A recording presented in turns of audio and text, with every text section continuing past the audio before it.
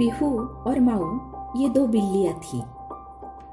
साथ साथ रहती थी, मगर दोनों में कभी कभार ही बात जमती थी।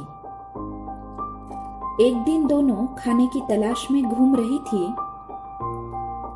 एक बक्से में उन्हें पिज्जा का एक टुकड़ा मिला।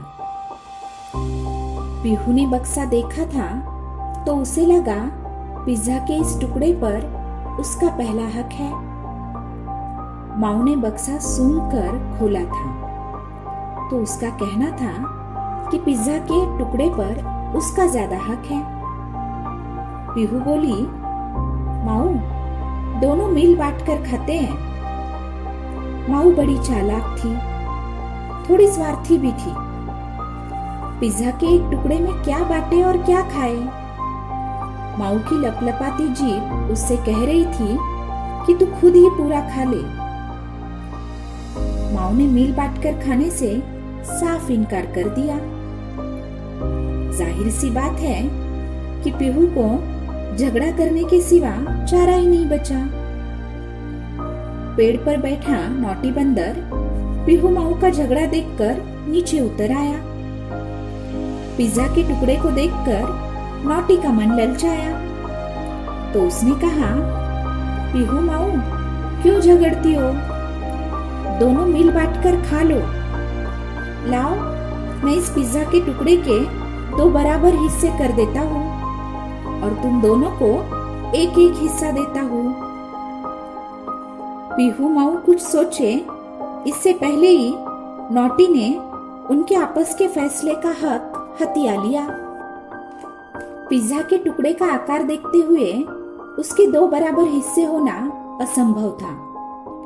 नोटी ने जैसे तैसे पिज्जा के 2 बराबर हिस्से करने की कोशिश की। उसने दोनों टुकड़ों को बारी बारी से देखा, फिर सिर हिलाते हुए बोला, दोनों टुकड़े बराबर नहीं हुए। यह टुकड़ा दूसरे टुकड़े से बड़ा है।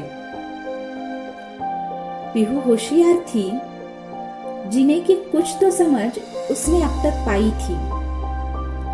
नोटी क्या करना चाहता है ये उसने भाप लिया।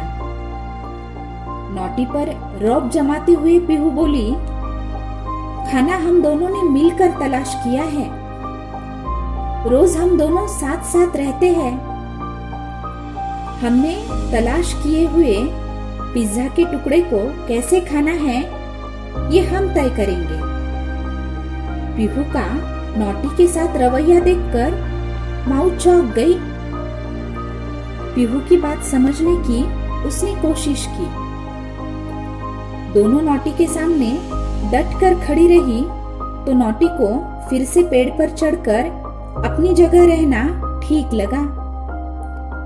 माऊ ने पीहू को पिज्जा के 2 टुकड़ों में से जो थोड़ा बड़ा टुकड़ा था वो दे दिया।